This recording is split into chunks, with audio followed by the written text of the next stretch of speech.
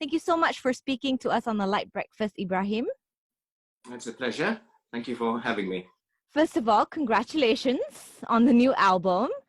Tell us, I guess, about your musical journey. At what age did you pick up your very first musical instrument? Well, we're going back a long time ago. I first had a music lesson, I guess, when I was about 7 years old, 8 years old. Yeah. And so that must have been, well, I'm now 42, so you can work that out yourself. It's a lifetime for some people. Yeah, so that's how old I was when I first started having music lessons. And the first instrument? It was the piano. It was the piano. Yeah, I guess for a lot of people, especially in Malaysia, if you're thinking of having music lessons, the piano would be an obvious choice. Mm-hmm. I think it's the most straightforward instrument to pick up and learn, especially for someone very young. Mm. Well, I know under the string family, there's the violins, there's the viola, there's the cello, and the double bass. But this is the first time I'm hearing about the viola de Gamba, the one that you play. Viola de Gamba, oh, yes. But can you tell us a little bit more about this instrument? Well, yes, the reason that you don't hear about this family of instruments is because the violin family basically took over, and around the 18th century, up to that point, the Viola de Gamba family and the violin family coexisted. So they worked side by side, but eventually the violin family won, and it played in orchestras.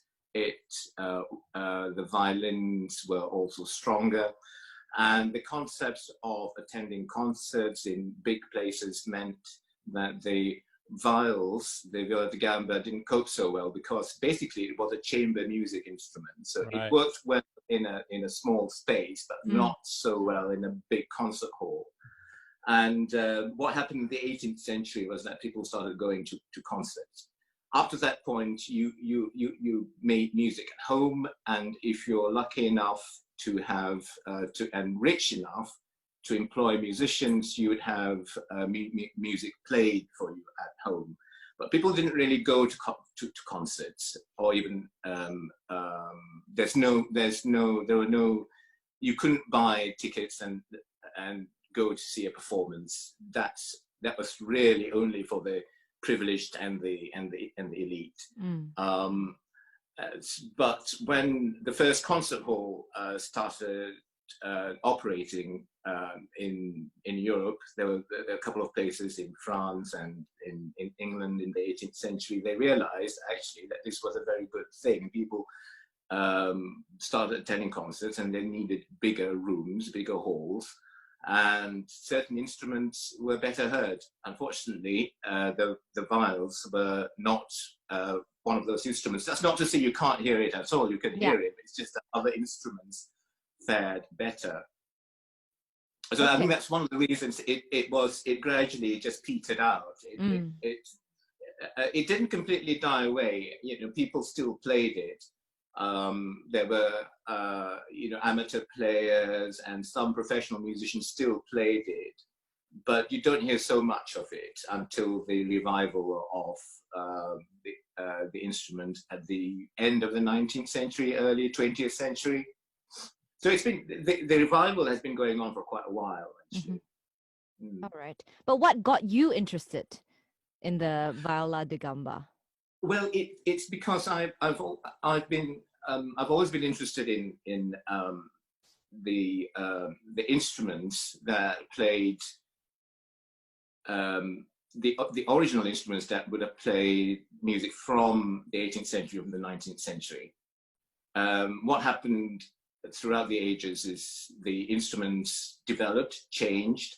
So what you get nowadays, for example, with the piano, is not what you had in the time Mozart lived or Beethoven lived. The piano then was different. And in going back a little bit earlier, Johann Sebastian Bach, most of his lifetime, there wasn't a piano.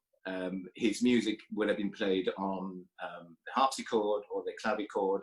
Towards the end of his career, towards the end of his life, the piano was just gaining momentum, popularity. But for most of his life, the piano was still at its experimental stage, at the beginning of its career journey. So the point is that the instruments that we use today are different and may even would not have been around even for some of the instruments.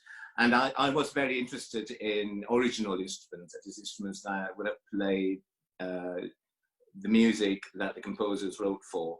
And what I said about the piano also applies to instruments like the violin, viola, and the cello. And of course, listening to original instruments and period instruments, eventually I heard a sound that was different from those instruments which were already different.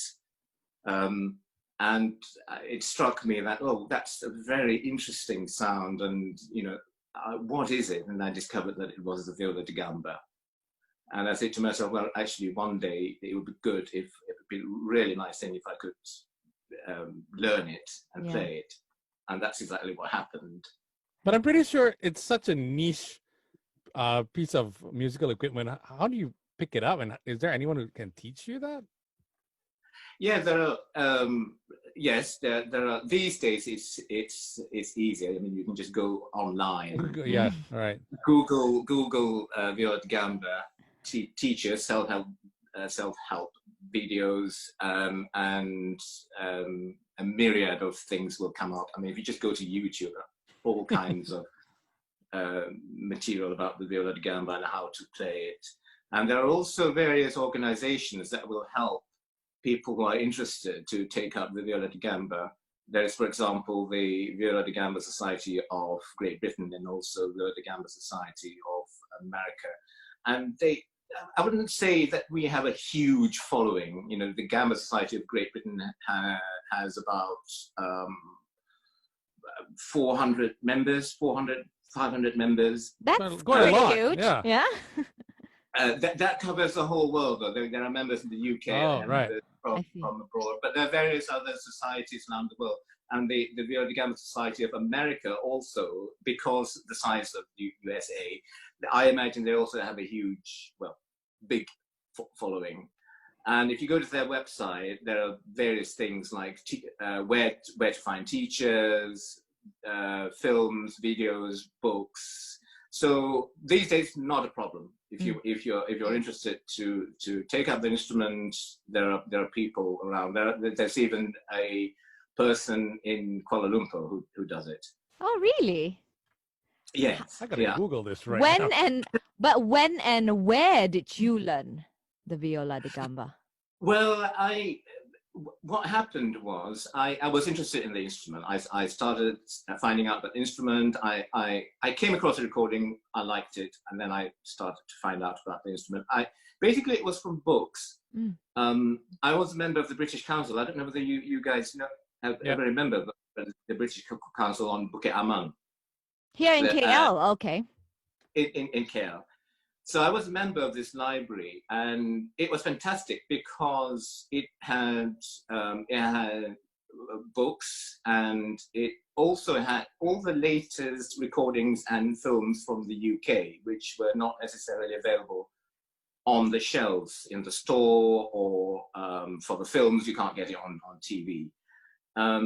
So it was a really useful thing, and that's how I came across a lot of the recordings, and also books about the instrument and how to play it. And at about that same time, there was just a very prominent Viola da Gamba player and teacher who wrote a book on exactly how to play the viol. And I got the book out and studied it and knew about how to play it. At that time, I didn't have an instrument, so the instrument came later when I left Malaysia to study abroad. Okay. How many instruments in total do you play, Ibrahim? How many instruments in total? Yeah. Well, I think You started if with I a piano. Do you yes, still I play the started with- piano? I do. In fact, I as a musician, one tends to be, well, you have to do as many things as you can, really, because of the nature of the work. So a lot of musicians who will be able to play several instruments, even though they may specialize on one. Mm-hmm. And this applies to sort of really big names like, Rostropovich, for example, played the piano, and he was a cellist, big-time cellist. So you would know him as a famous cello player.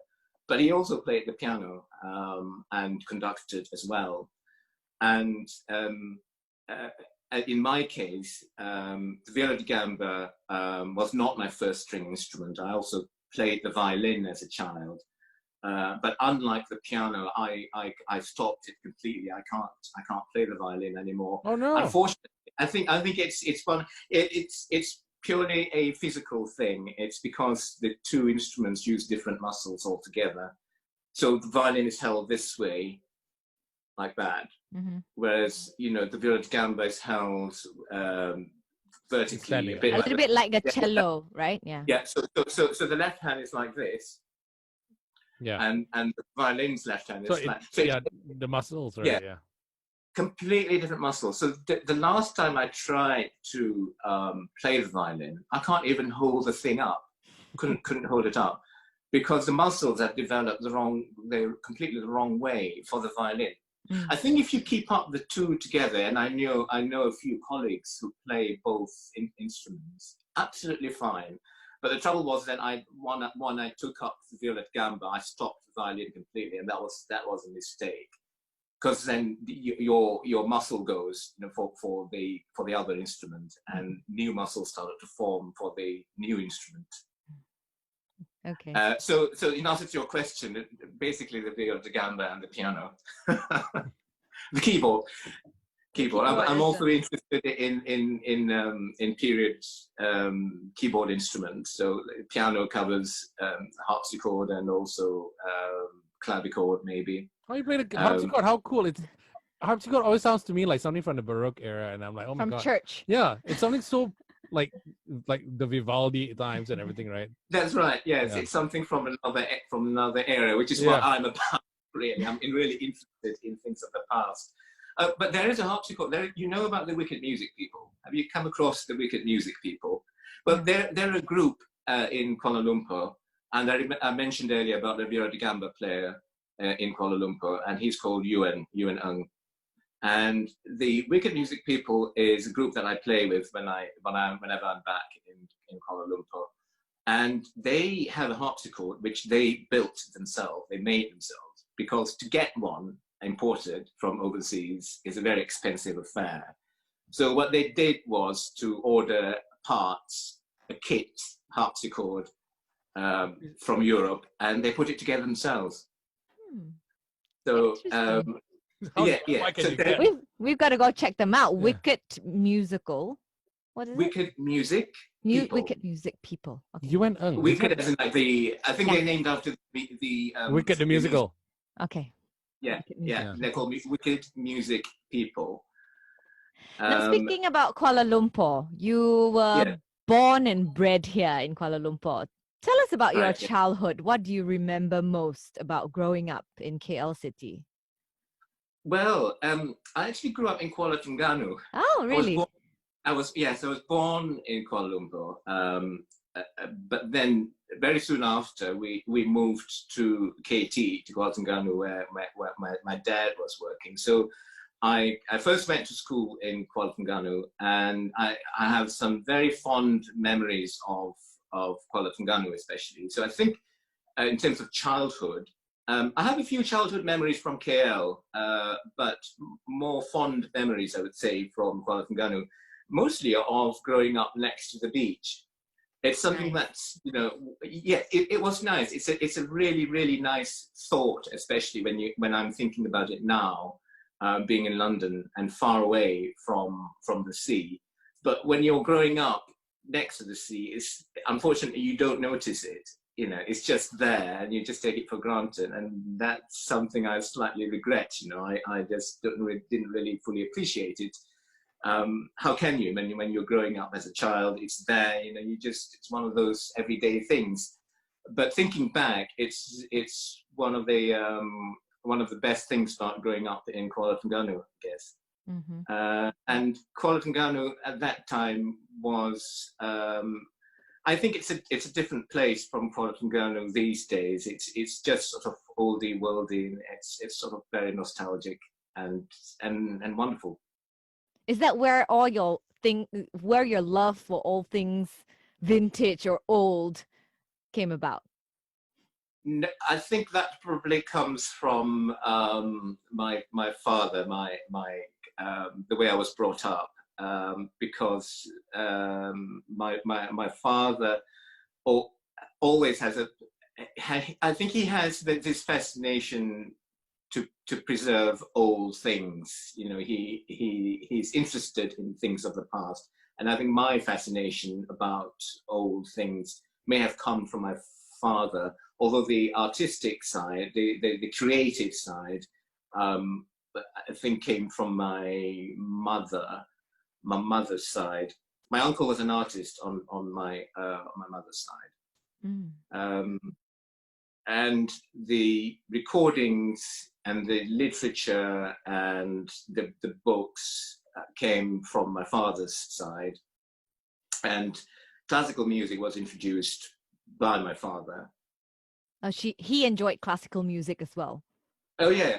I mean, growing up, we had music all the time in the house of all kinds. And because of the Kuala Terengganu connection, my father is from Kuala Terengganu, mm-hmm. and we would make trips to KKT. The long car journeys would be filled with recordings played on the cassette tapes of all kinds of music. Yeah. You know, classical music, folk music, pop music, all kinds.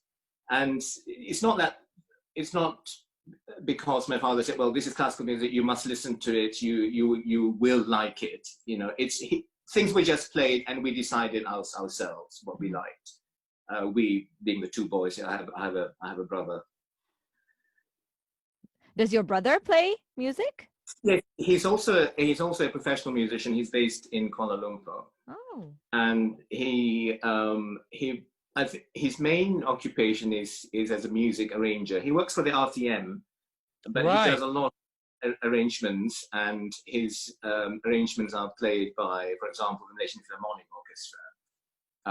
And he does completely different music from me. He does P. Ramlee, and a lot of traditional Malay pieces, songs, which he arranges for symphony orchestra. So how did you guys how did he go so classically Malay and then you went the Viola de Gamba?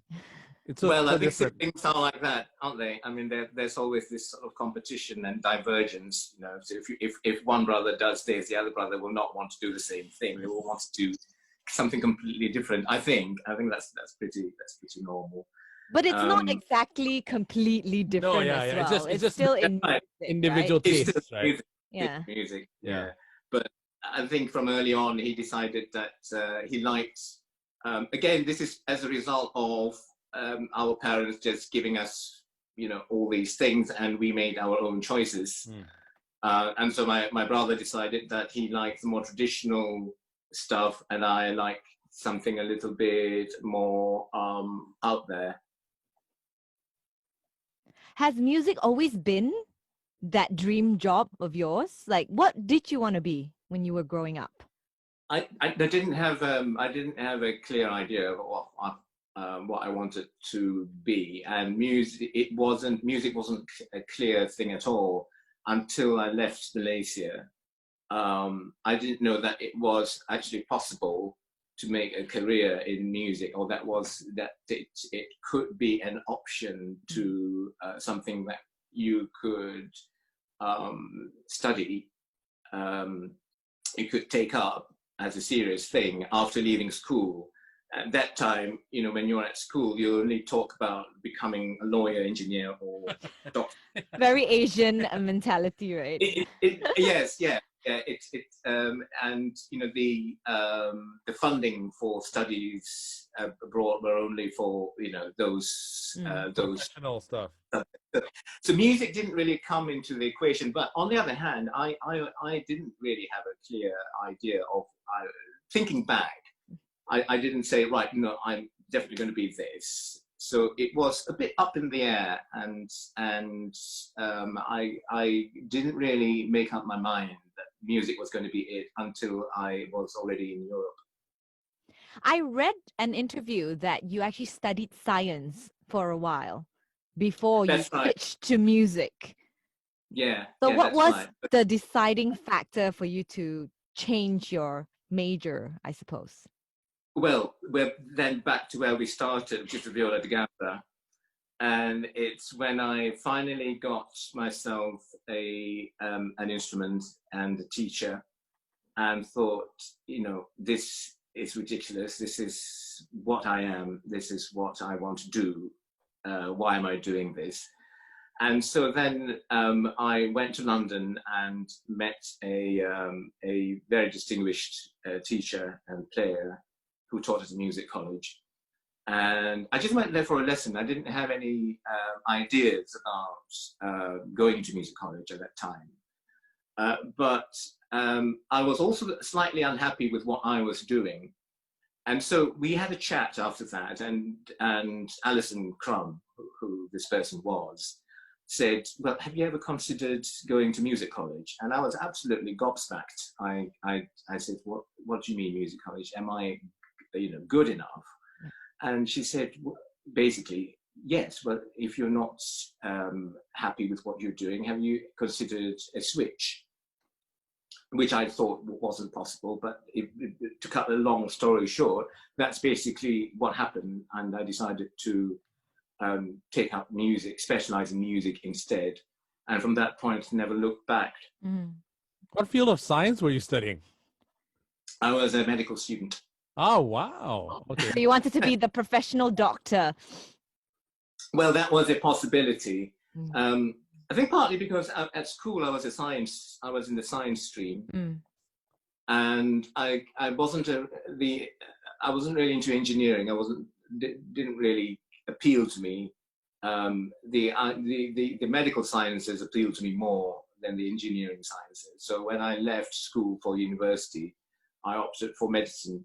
And also, I think I liked the challenge. I liked the idea, at least the idea of the challenge. But in the end, it proved that it was completely a stupid choice, an unsuitable choice for me. I decided.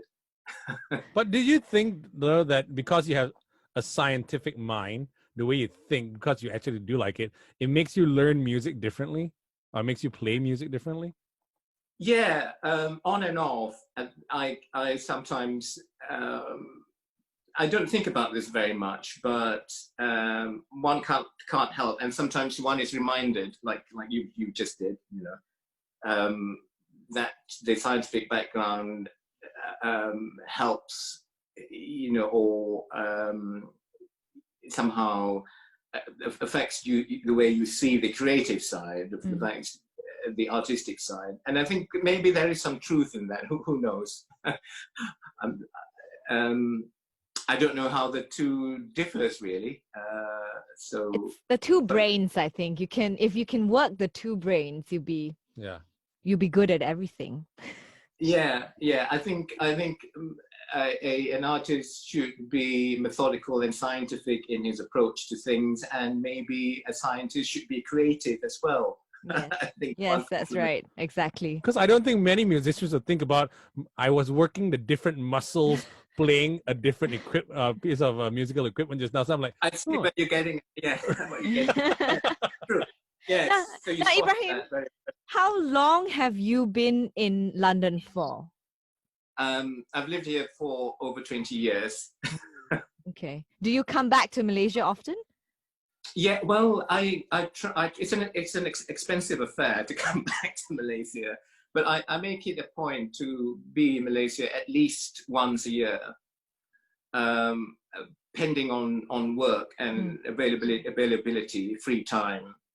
I mean, I'd like to be home more often, but it's I'm not always free, and B, it's very expensive. It's when I'm free is when everyone else is free to go back. Of course, then the ticket prices are extortionate, and when there are offers, I'm never free. Yeah. Go back home. But what usually, yeah. Sorry, Your parents, your family and all that still here? What do you yes, miss most about Malaysia while you're abroad? the food. Without a doubt. Without a doubt, that's quite easy. Yeah, I miss the food. I mean, there are Malaysian places in London, right? London. Yeah. Yeah, but I think it's not the same. Pretty What's good. your- I mean, I say the things now that you can get in London are pretty amazing what you get here. But you know, things get cold very quickly, and you can't get char kway teow served on you, you know, in a plate. You can't get mee curry. You know, you can't get fresh things served to you, brought to you on the table, you know, by the roadside. You can't have that in London. You know, by the time it's arrived, if you order a takeaway, the mee or the nasi is already cold. And the stuff you get in the restaurants, I don't know, sometimes you feel like it's been blasted in the microwave. You know, it's come out and it's not as fresh as you would get in Malaysia. So what's not to be missed every time you come back? What's the one food that you will eat first when you get back here in Malaysia? Well, it's probably the breakfast dishes that I miss most, because breakfast in Europe is a very different affair. It's a sweet affair here. Okay, sometimes you can get cheeses, but in Malaysia you get nasi lemak and you get roti canai, and you could go out and have some Chinese noodles. That concept is really weird for Westerners and for Europeans. Something savory, so you don't get that. The bread. So that's one of the things that I would definitely go for when I come back, is the Malaysian breakfast, either nasi lemak or roti canai. And I like the small nasi lemak. Oh, the pyramid shaped one, right? Yeah. The one they pre-packed and put on the table. Nasi lemak Yeah, TTDI. the small. Sorry. The nasi lemak TTDI one, Is the it small called packet the one. TTDI? I don't know what it's called, but it's just a small pyramid. 50 cent, 1 ringgit. Nasi lemak. I don't know if they have 2 ringgit these days. Or what. Now, Ibrahim, must all classical musicians go to Europe to be successful? No. Well, Europe's not the only place that you would go to study classical music, to train. America is another place. There are some really, really good places in the United States. It's like these days there are you can go to music college in Malaysia. There is Haswara, and there is the Yong Siu To Music Academy in Singapore. Both places are excellent. So you could be trained as a musician in Malaysia and in Southeast Asia. There are places for that. Australia is another place. So I would say Europe is not exclusive for studying classical music, although it's. But that's where it started. I guess that's where the history is in Europe. Yeah. You would what if you're studying music, and you're going to music college, one thing that the students would be looking for is a suitable teacher. So they might be thinking of a particular professor that they want to study with. So that's a factor when you choose a music college, when you go to study music, to specialize as a concert pianist or violinist. You want to see who's on the staff, and if you go to Europe, to Paris or to London or Royal Academy or wherever, Italy, you don't go there because it's the place to go to study classical music or classical music started there. You go there because you want to study with a particular person, or because that music institution offers a particular course that will be good for you. I think in a way that applies to all the subjects that you choose to study, even if it's sciences. You would choose a university that suits what you want to do, really. Mm-hmm. I don't think you should just choose a random place in Europe just because it's in Europe. No, but let's just say that you are already a trained musician, a trained classical musician, and you're looking for work and you want to play in orchestras and all that. Must you go to Europe to be able to play in all these orchestras and be successful, have a job all throughout the season? I don't know. It might help with your credentials, but at the end of the day, it's what you are as a person and how creative you are, how how original you are as a player. Again, in all walks of life, I imagine that's the case, actually. Yeah. You go to these places, you attend all these things, there is an opportunity, take it, but ultimately it's yourself, isn't it? It's your personality, and it's your originality as an individual that will take you places and get you the right kind of job. So yeah, it helps, but it's not the thing you must have. Like, could you be doing what you're doing right now if you are based in Malaysia? No, to be honest, if I had stayed in Malaysia, I mean, the reason I was able to play the Viola da Gamba was because I was already in Europe. Mm. So if you wanted to specialize on the Viola da Gamba in the 1990s, early 2000s, you wouldn't be able to do it in Malaysia if you want to pick it up. There's no instrument. Things are changing, things are developing, and if you want to try it out now, it's possible. There are people in Southeast Asia who play the instrument. But if you wanted to specialize in it and to learn it properly at a professional level, then unfortunately you still have to go to the Western side of the world, Western countries. So in that sense, yes, if you want to do something as specialized as the Viola da Gamba. Well, in the newspaper article that we read about you, it said that you are going to bring the revival of Viola da Gamba back here to Malaysia. Is that part of your plan? Well, who knows what will happen in the future, and things will have to. I've got my my career over here, and I'm just taking it a step at a time. Yeah. Do things as they come. I have no agenda, no plans yet, but I would like to see a sort of an interest in classical music, in Baroque music, more interest in it in Malaysia, in Southeast Asia, and the Viola da Gamba is such an approachable instrument. I think it's an instrument that you can get to know, take up fairly easily due to its characteristics. And so it's something that one day I would like to see more of in Malaysia, definitely. Okay. But what are some of the challenges of being a Malaysian musician in a foreign country? Are there any challenges? I'm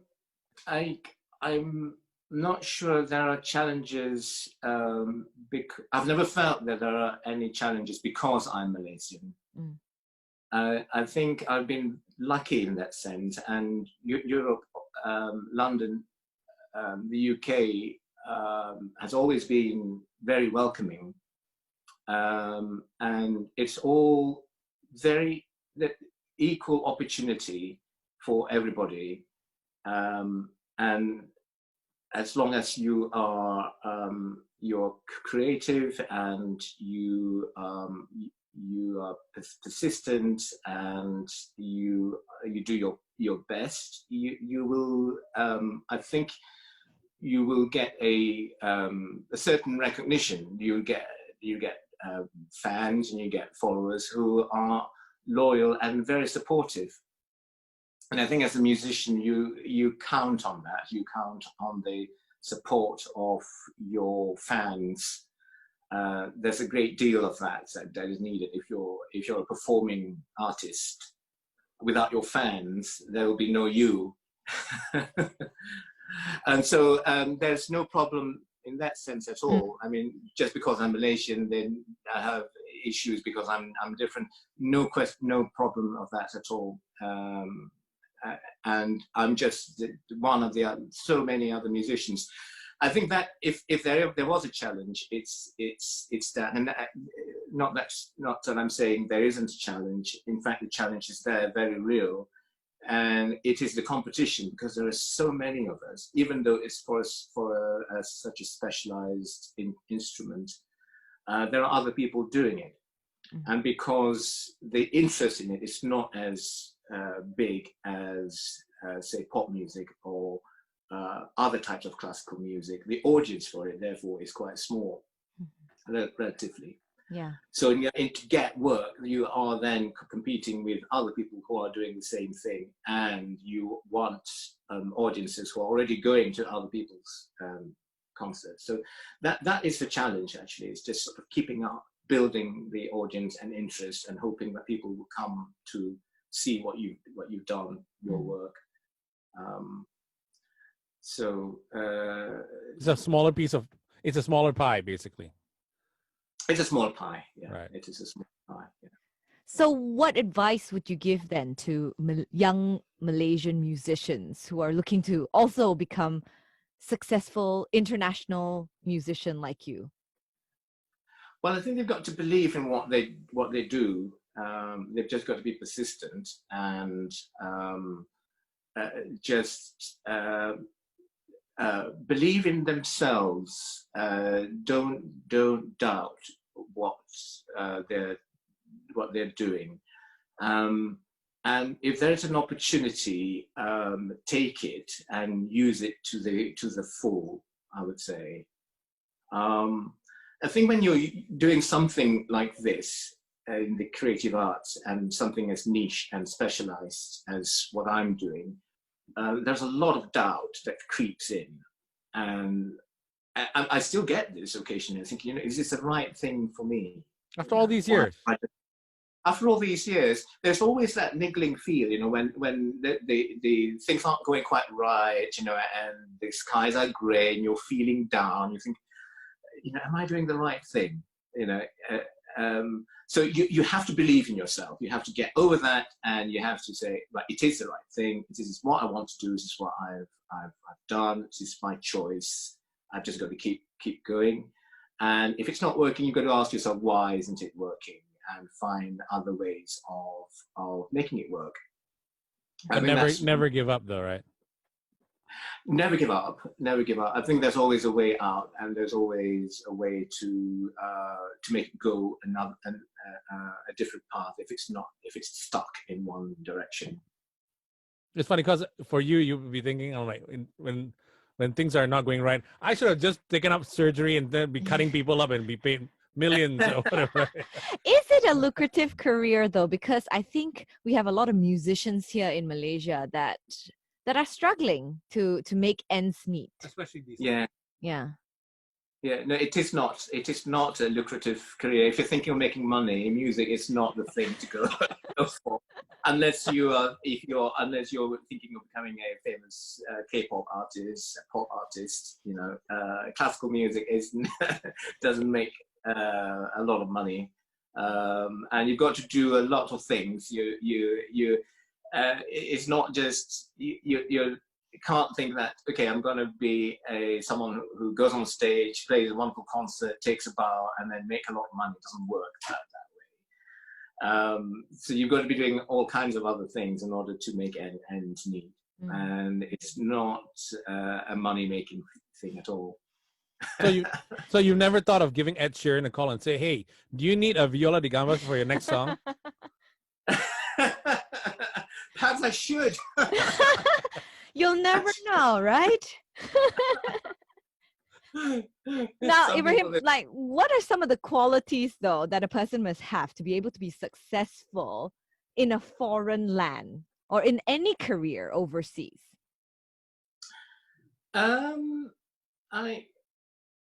Overseas, I don't know. I'm not so sure it's different from being what you need to be successful at home in Malaysia.